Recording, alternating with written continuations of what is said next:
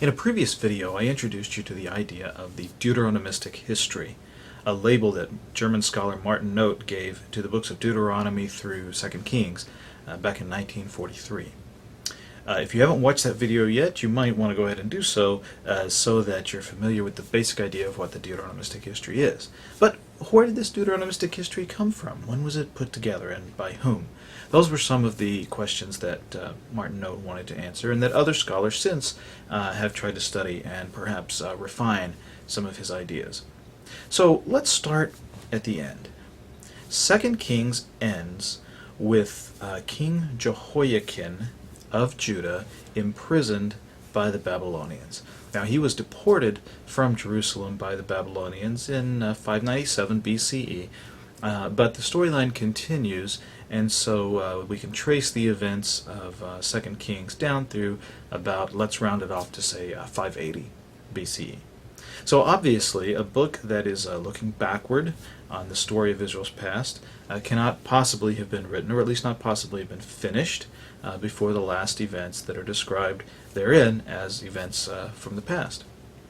So after 580 BCE, somebody put this work together, or at least the latter parts thereof. Now, Martin Noth and most other scholars who have studied this certainly perceive within the Deuteronomistic History strands of earlier tradition, perhaps even complete earlier documents that have been incorporated therein.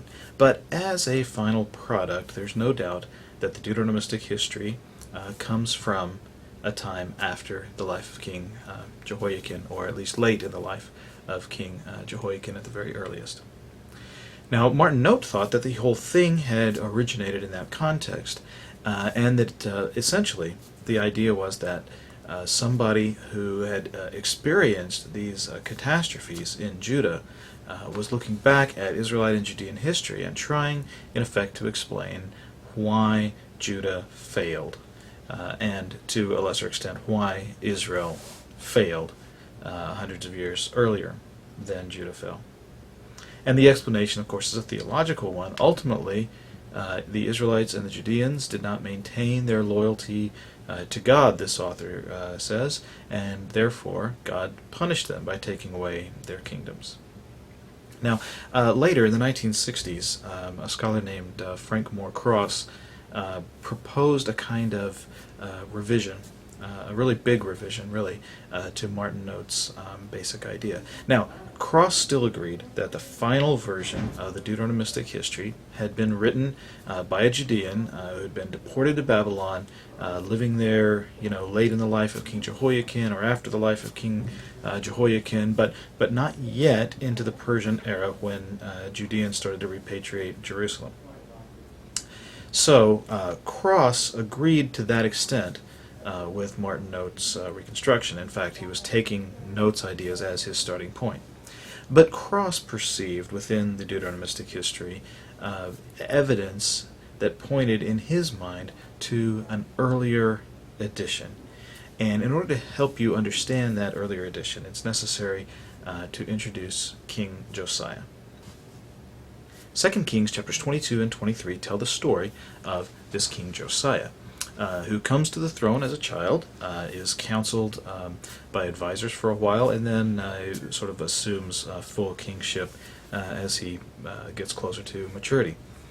One of the things that happens within this story is that he's presented with something called the Book of the Law, and upon learning of the contents of this Book of the Law and having it authenticated by a prophet, he embarks on a kind of religious reformation within Judah.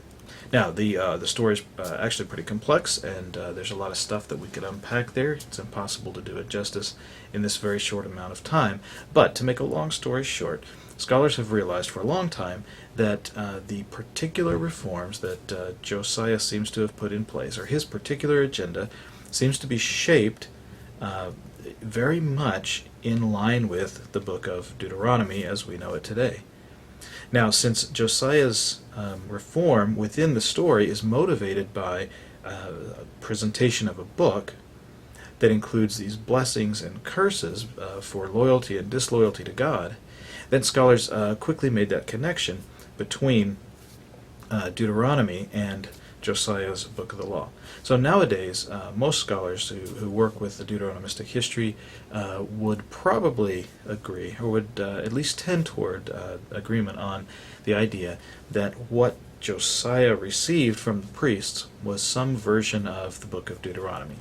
Perhaps in the form we know it, perhaps in an earlier edition, but nevertheless, this is why Josiah's actions are sometimes referred to as a Deuteronomic reform, or by his own name as the Josianic reform.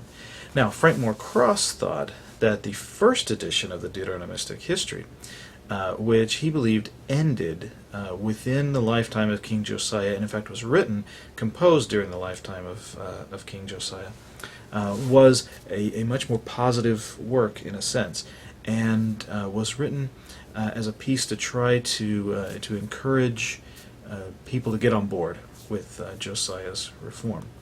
But Josiah unexpectedly died young. There's even a prophecy in 2 Kings given by a prophet named Huldah, who says that Josiah is going to die at a ripe old age and die peacefully.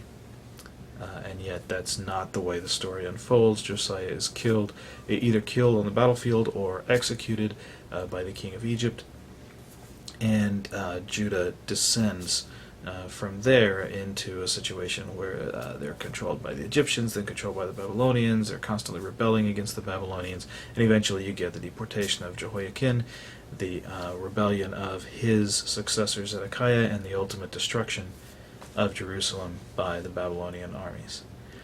And so Cross thought that there were actually two major editions of the Deuteronomistic history. That first, somebody had put together the first edition during the reign of King Josiah as a way of supporting Josiah's program, and when Josiah's agenda sort of failed and Judah collapsed, then somebody else edited and expanded the Deuteronomistic history in order to tell the story of those last days of Judah, and really to give the whole book sort of a slightly different cast, no longer a kind of almost like a justification for Josiah's agenda, but now rather an explanation for why Josiah's agenda failed, because later kings didn't follow through.